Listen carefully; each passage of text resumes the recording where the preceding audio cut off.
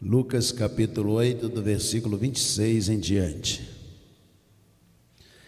Navegavam para a região dos Gerazenos, que fica do outro lado do mar, do lago, frente à Galiléia. Quando Jesus pisou em terra, foi ao encontro dele um endemoniado daquela cidade. Fazia muito tempo que aquele homem não usava roupas, nem vivia em casa alguma, mas nos sepulcros. Quando viu Jesus, gritou, prostrou-se aos seus pés e disse em alta voz: Que queres comigo, Jesus, filho do Deus Altíssimo? Rogo-te que não me atormentes.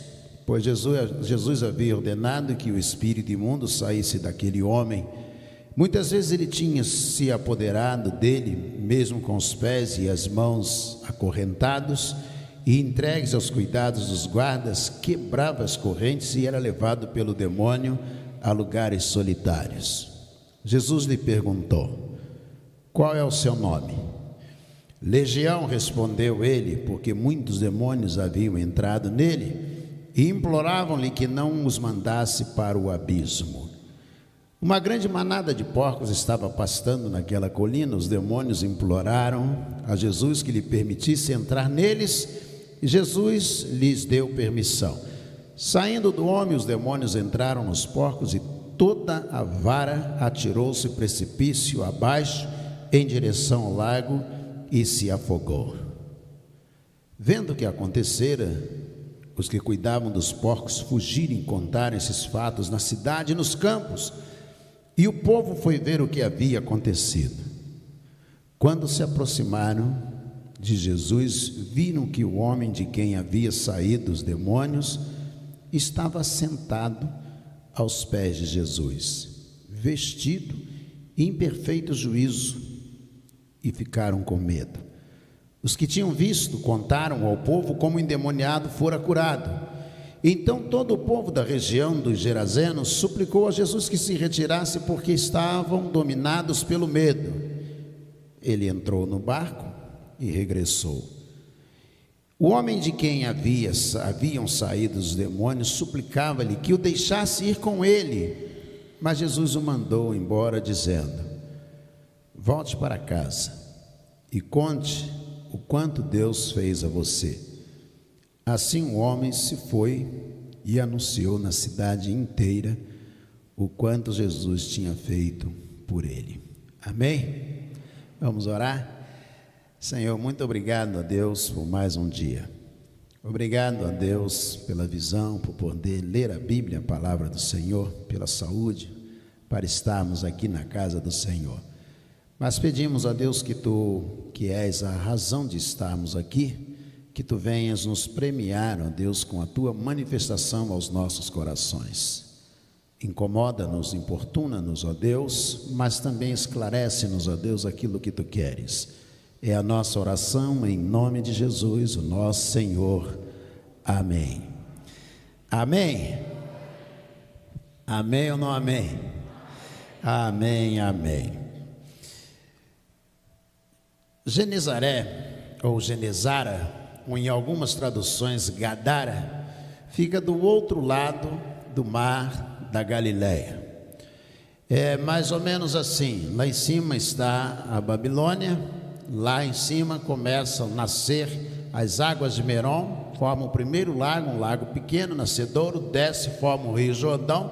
O Rio Jordão deságua no mar da Galiléia, ou de Tiberíades, como quiser chamar, e aí ele enche aqui, e aí ele transborda, e ele então volta a ser o Rio Jordão, e ele vai encher o Mar Morto. E o Mar Morto não deságua em lugar algum, por isso tem esse nome de Mar Morto. É um mar extremamente salgado, uma água extremamente densa por causa da presença de sal. Acreditam os estudiosos, os pesquisadores, que ali foi onde houve a conversão da cidade inteira em estátuas de sal. Toda aquela região é extremamente tomada por cloreto de sódio, por sal. Então o mar, não só o mar, mas também a areia ao redor, teria acontecido ali a fuga da família de Ló, e quando saía de Sodoma e Gomorra, Deus transformou a cidade inteira em sal. Lá está para documentar o texto bíblico. Mas a verdade é que esse homem, ele está do outro lado de Jesus. Quando a porta, Jesus chega àquela região, ele identifica que Jesus está chegando, e é interessante que ele se aproxima de Jesus, e nesse primeiro contato ele diz: Jesus, filho do Altíssimo, eu bem sei que tu vieste me destruir. Ou seja, o diabo, aquele espírito que estava nele, já sabia quem era Jesus, já conhecia Jesus. Então importa logo de cara a primeira pergunta: como se Jesus estava chegando àquela região e o contato era o primeiro, e ele já identificava Jesus como filho do Deus Altíssimo. A convivência na eternidade passada entre Jesus e aqueles que se rebelaram e transformaram em demônios, evidentemente Jesus era facilmente identificado por qualquer deles.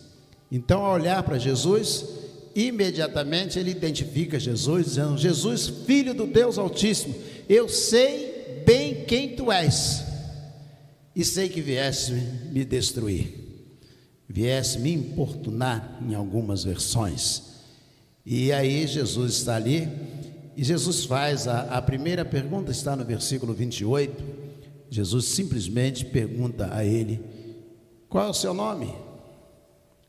Jesus só fala duas vezes nesse texto, nesses 12 versículos que nós lemos. Qual é o seu nome?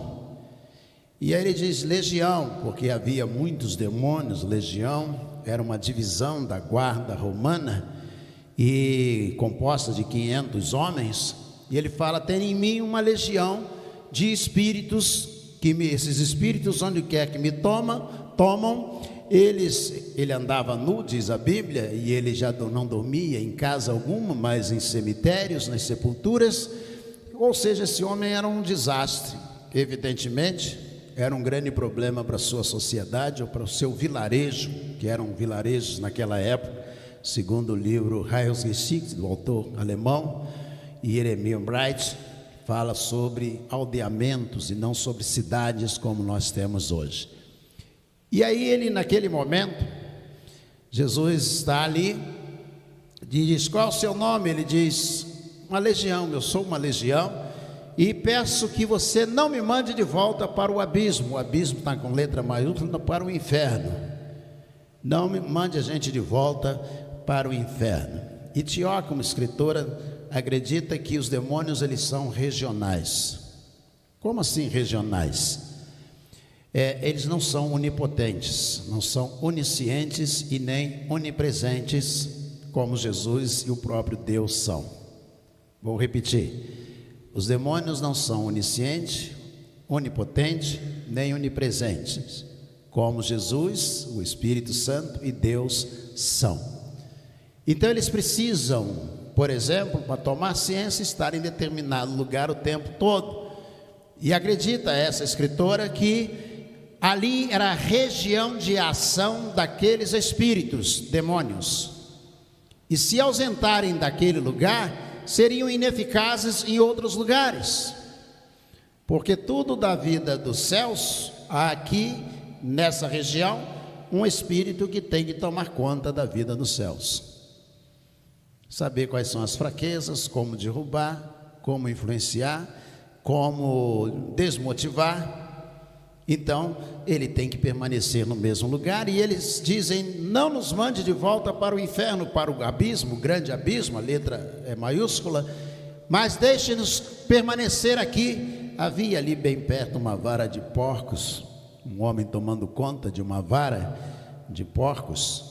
Na minha Bíblia está uma manada, e coletivo de porcos, se eu não me engano, é vara. E na hora que estava lendo, eu corrigi: uma vara de porcos, não uma manada, não é isso, mas uma vara. E uma vara de porcos estava ali, e ele disse: então deixa a gente entrar naqueles porcos. E disse, Jesus autorizou a narrativa, Jesus não fala nada, só diz Jesus autorizando. Eles entraram nos porcos, e a manada toda, e a vara toda de porcos caiu no precipício, caiu no abismo. E os que cuidavam dos porcos, assustados, vendo aquela situação, olharam para o homem estava curado, estava perfeito, em perfeito estado, diz a Bíblia, em perfeito juízo, vestido aos pés de Jesus. E aí eles saíram para contar, e as pessoas da cidade vieram para ver aquela situação. E essa é a narrativa, e quando eles chegam lá, encontram Jesus parado, ensinando, e aquele homem, ele está ajoelhado diante de Jesus, em seu perfeito juízo, é a narrativa bíblica, perfeito juízo, adorando a Jesus e vestido.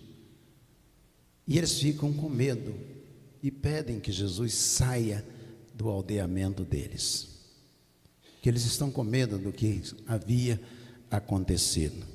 E aí Jesus diz, tá bom, então eu vou embora. Jesus entra no pequeno barco para ir embora, atravessar para o outro lado do mar da Galileia, em direção ao deserto da Arábia. E aí, quando Jesus entra no barco, aquele jovem, ele quer entrar no barco também.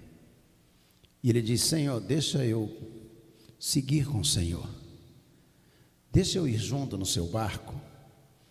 E aí a gente, no mês da família, encerrando esse último culto do mês da família, Jesus diz àquele jovem o que serve para todos nós: vai para casa e conta para os seus parentes tudo que Deus fez a você. Eu acredito que no encerramento do mês da família, a frase mais perfeita que poderíamos ouvir é a frase dita por Jesus àquele jovem: vai para casa agora. Tudo que você experimentou esse mês, todas as orações que você fez no mês de maio, no mês da família, todas as canções que você cantou, tudo que você pensou, que leu da Bíblia, toda a comunhão, todo o trabalho, o acampamento, que nós tivemos o privilégio, a vigília, vai para casa agora. Jesus diz a ele: conta aos teus parentes o que Deus fez por você. Ou seja, a narrativa seguinte, ela é interessante. O texto seguinte, a continuidade deste último versículo, diz: e ele saindo foi e anunciou a cidade inteira. A primeira vez que eu lidei com esse texto, provavelmente em 1982, 81, fazendo exegese com o Dr. Brothers David Healy, traduzindo do grego para o português. Era ele nosso professor no seminário, excelente professor de grego, de introdução bíblica, excelente professor. E aí, quando li esse texto pela primeira vez, traduzindo, diz: e ele saiu, Jesus disse, vai para a tua casa. E ele saiu e anunciou a cidade inteira. E aí eu disse ao Dr. Brothers David Healy: Dr. Brothers, Jesus mandou que ele fosse para casa. E ele anunciou a cidade inteira. E o Dr. Brothers, muito prático, americano, pragmático, disse: ué, se anunciou a cidade inteira, a casa dele estava na cidade também. Então alcançou todo mundo, inclusive a casa dele. Fez muito mais do que Jesus mandou. Jesus falou só a casa, ele anunciou para a casa dele, para a cidade inteira, para todo mundo. Aí ficou um silêncio entre nós. Baeta era colega de turma. Aí o Baeta me olhou meio sorrindo. Aí o Dr. Brothers, não satisfeito, falou: você faz o quê? Você já anunciou para toda a sua cidade? E ele disse: não. Você deve estar com inveja dele então. Provavelmente eu estou com inveja dele, Dr. Brothers David Healy. Nós vemos Jesus dizendo a ele: o seu alvo é voltar para casa e conta aos seus, essa é a frase, o que Deus fez por você. O nosso desafio agora no encerramento do mês da família é voltar para casa e contar o que Deus fez por nós. Amém?